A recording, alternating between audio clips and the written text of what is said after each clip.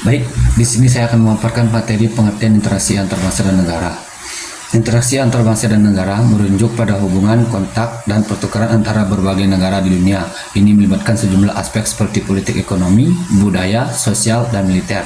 Interaksi ini dapat berlangsung dalam berbagai bentuk seperti diplomasi, perdagangan internasional, kerjasama internasional, konflik, perjanjian, perdamaian, migrasi, dan berbagai bentuk komunikasi antar negara.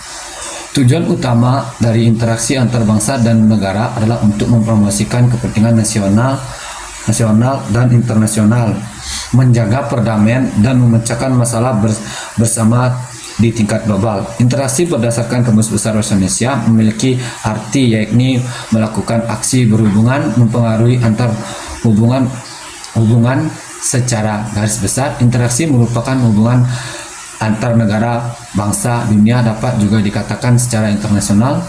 Berdasarkan penjelasan yang telah diuraikan, dapat dikatakan bahwa interaksi antar bangsa dan negara dapat pula dikatakan sebagai hubungan internasional. Hubungan internasional pada dasarnya mempelajari mengenai bentuk interaksi antar negara dan bangsa berdaulat yang melewati batas-batas teritorialnya. Hubungan internasional pada awalnya hanya bentuk kontak atau interaksi antar negara dalam masalah politik saja. Namun seiring berkembangnya zaman, negara maupun aktor non-negara mulai tertarik pada isu-isu internasional yang mengalami transformasi akan isu-isu di luar politik seperti isu ekonomi, lingkungan hidup, kejahatan internasional, transisional, hak asasi manusia, terorisme, sosial, dan kebudayaan. Istilah hubungan internasional memiliki keterkaitan dengan semua bentuk interaksi di antara masyarakat dari setiap negara, baik oleh pemerintah atau rakyat dari negara yang bersangkutan dalam mengkaji ilmu hubungan internasional yang meliputi kajian politik luar negeri serta semua segi hubungan di antara negara-negara di dunia, yang juga meliputi kajian terhadap lembaga perhubungan internasional, pariwisata, perdagangan internasional, transportasi, komunikasi, dan perkembangan nilai-nilai etika internasional. Menurut Holsti dalam bukunya Politik Internasional, suatu kerangka analisis hubungan internasional dapat mengacu pada semua bentuk interaksi antar anggota masyarakat yang berlainan, baik yang mengacu pada semua bentuk interaksi antar masyarakat yang berkelainan, baik yang disponsori pemerintah maupun tidak. Hubungan internasional akan meliputi analisa kebijakan luar negeri atau proses politik antar bangsa, tetapi dengan memperhatikan seluruh hubungan itu. Holsley 1987 bagi 29 dalam kurung. Hubungan internasional dapat dilihat dari berkurangnya peran negara sebagai aktor dalam politik dunia, meningkatkannya peranan aktor-aktor non-negara, batas-batas yang memisahkan bangsa semakin kabur dan tidak relevan bagi beberapa aktor non-negara, bahkan batas-batas wilayah secara geografis tidak dihiraukan. Hubungan internasional didefinisikan sebagai studi tentang interaksi antar beberapa faktor yang berpartisipasi dalam politik internasional, yang meliputi negara-negara, organisasi internasional, organisasi non-pemerintahan, kesatuan subnasional seperti birokrasi dan pemerintahan domestik, serta individu-individu. Baik, dari saya sekian dan terima kasih. Baik, di sini saya akan melanjutkan pemaparan materi. Yang pertama yakni ada tujuan dari interaksi antar bangsa dan negara. Tujuan utama dari interaksi antar bangsa dan negara adalah untuk mempromosikan kepentingan nasional dan internasional, serta menjaga perdamaian dan memecahkan masalah bersama di tingkat global. Materi yang selanjutnya yakni pentingnya interaksi antar bangsa dan negara. Seperti yang kita ketahui tadi, bahwa interaksi antar bangsa dan negara yaitu suatu interaksi antar bangsa dan negara yang merujuk pada hubungan, kontak, dan pertukaran antar berbagai negara di dunia. Hal ini melibatkan sejumlah aspek seperti politik, ekonomi, sosial, budaya, dan juga militer. Interaksi ini dapat berlangsung dalam berbagai bentuk, seperti diplomasi, perdagangan internasional, kerjasama internasional, konflik, perjanjian perdamaian, migrasi, dan juga berbagai bentuk komunikasi antar negara lainnya. Pentingnya interaksi antar bangsa dan negara yakni menjalin persahabatan dan menghindari konflik antar negara. Kerjasama internasional yang dilakukan oleh salah satu negara dengan negara lainnya pada dasarnya membawa dampak yang baik serta positif dalam berbagai bidang. Kerjasama yang dikenal dengan nama bilateral dan juga menggabungkan beberapa negara di ASEAN yang disebut dengan multilateral. Interaksi antar bangsa dan negara ini mencakup bidang ekonomi, politik, sosial, kebudayaan, dan juga pertahanan dan keamanan. Dengan adanya kerjasama yang dilakukan, dapat meningkatkan hubungan persahabatan dan membantu sewaktu-waktu diperlukan. Terdapat beberapa peran penting dalam interaksi antar bangsa dan negara, yakni yang pertama adalah mampu meningkatkan pertumbuhan ekonomi.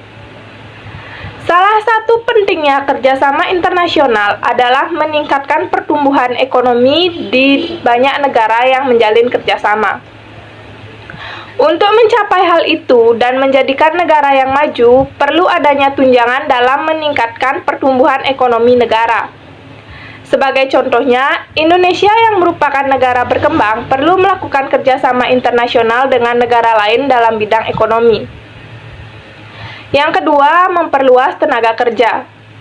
Kerjasama internasional mampu memperluas tenaga kerja, bukan TKW, melainkan tenaga kerja ahli. Biasanya berawal dari pertukaran pelajar. Adanya pertukaran pelajar merupakan hasil dari kerjasama internasional. Hal ini nantinya akan memberikan dampak baik pada tenaga kerja ahli yang handal. Tidak hanya itu, dengan pertukaran pelajar, membuat sektor tenaga kerja menjadi lebih luas dan mempunyai skill yang cukup baik. Yang ketiga yakni meningkatkan hubungan persahabatan antar negara.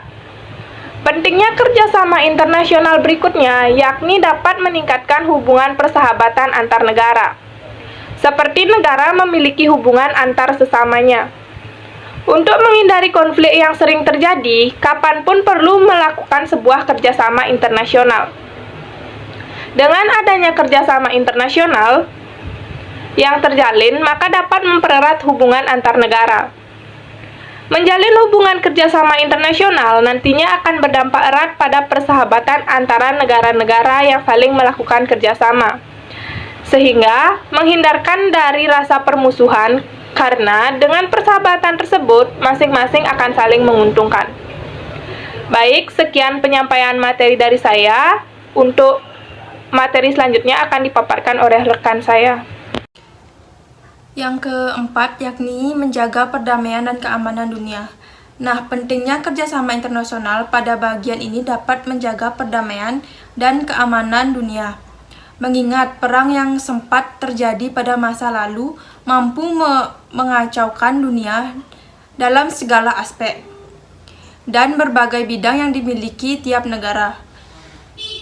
Pada perang antar negara yang baru saja terjadi, oleh sebab itu, melakukan kerjasama internasional akan bertujuan untuk mencapai perdamaian.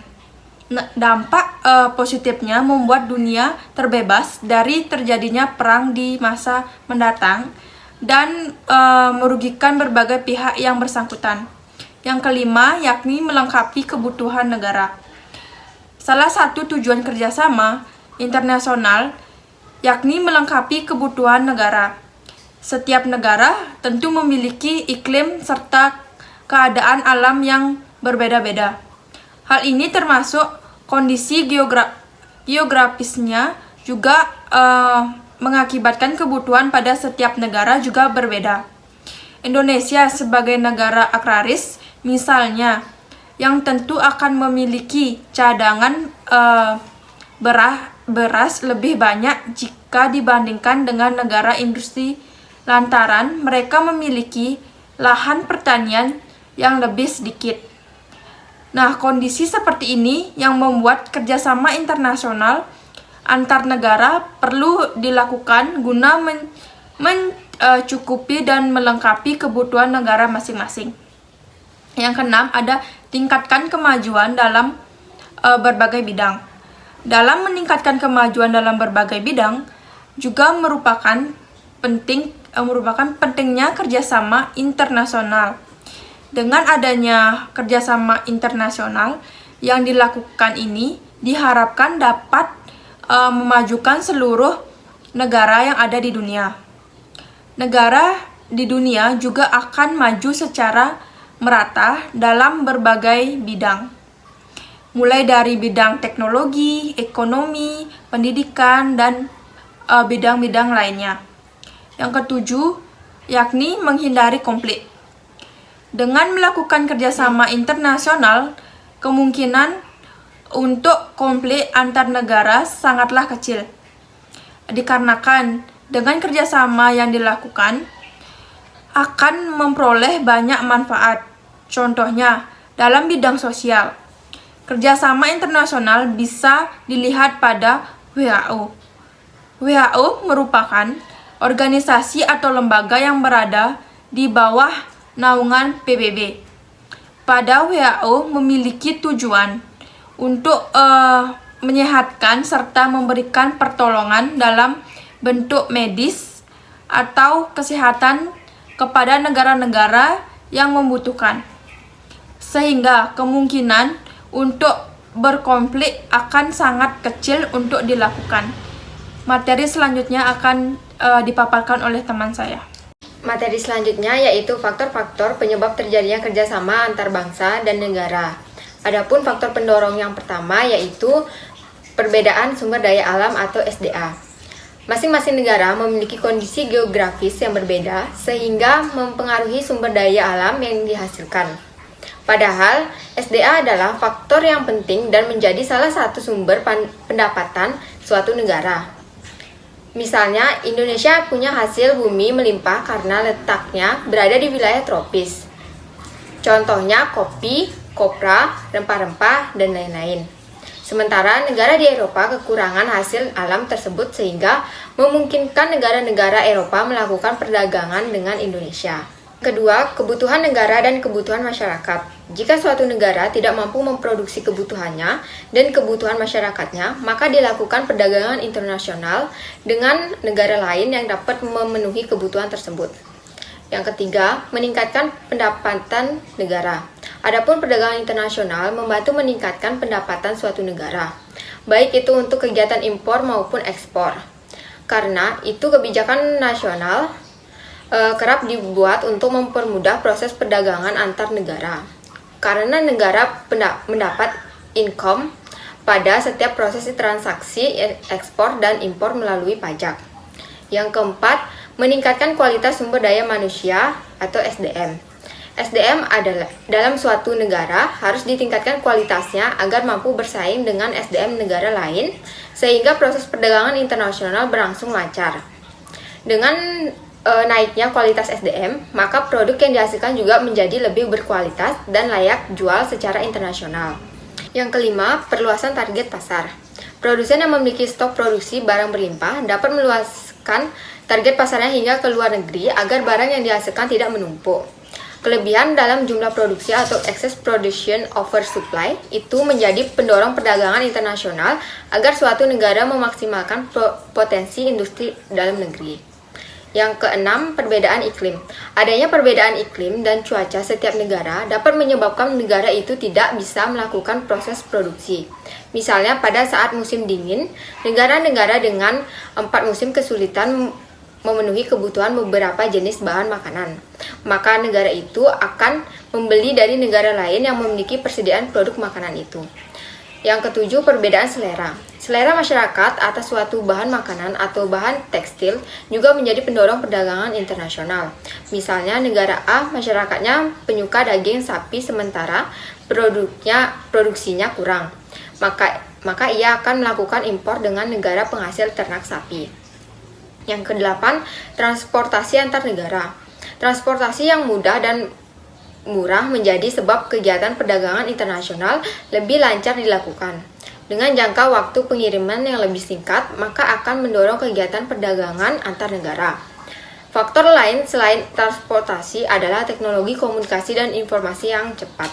Yang terakhir yaitu mencari dukungan internasional. Melakukan perdagangan internasional dapat membuat hubungan antar negara jadi lebih baik. Dengan demikian, kedua negara tersebut dapat saling mendukung jika mengalami masalah. Makin banyak hubungan internasional yang dilakukan, makin banyak dukungan dari luar negeri, utamanya dari mitra dagang. Baik, selanjutnya akan dipresentasikan oleh teman saya. Baik, materi selanjutnya yakni faktor penghambat. Pertama, ada faktor kebijakan perdagangan internasional yang tidak mendukung, di mana beberapa negara menerapkan kebijakan ekonomi yang terjadi malah menjadi penghambat bagi perdagangan dengan negara lain. Yang kedua ada faktor keamanan, yang dimana negara yang mengalami konflik atau perang maka akan memengaruhi kegiatan perdagangan internasionalnya. Yang ketiga itu ada rendahnya sumber daya alam. Apabila sumber daya alam yang dimiliki suatu negara sangat rendah, maka tidak bisa diperdagangkan dengan negara lain, karena hanya cukup untuk dikonsumsi oleh masyarakatnya saja. Yang keempat, peraturan politik anti-dumping, yang dimana adanya politik anti-dumping ini membuat produk impor diberi pajak lebih tinggi jika hendak masuk ke negara lain. Yang kelima, faktor pembatas impor dan penetapan tarif, yang dimana untuk menjaga agar produk dalam negeri makin laku, maka pemerintah umumnya akan mendukung ekspor serta membatasi impor. Baik, keenam, faktor mata uang yang berbeda antar negara. Perbedaan mata uang yang antar negara ini membuat transaksi menjadi lebih terhambat. Nilai tukar mata uang kedua negara harus dikonvensi terlebih dahulu. Yang ketujuh, proses pembayaran yang sulit dan berisiko, di mana jika proses pembayaran dalam suatu interaksi sulit dan berisiko, maka perdagangan dan juga penjual akan berpikir panjang sebelum melakukan sebuah transaksi. Ini juga jadi penghambat dalam perdagangan. Baik, yang selanjutnya isu-isu yang berkaitan dengan kerjasama antar bangsa dan negara.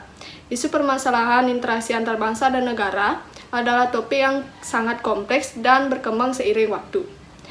Beberapa isu yang terkait dengan interaksi antar bangsa dan negara yang sering muncul di berita analisis geopolitik termasuk yakni yang pertama ada ketegangan geopolitik, yang kedua ada perdagangan internasional, yang ketiga ada krisis manusia dan migrasi, keempat ada perubahan iklim, kelima ada keamanan siber.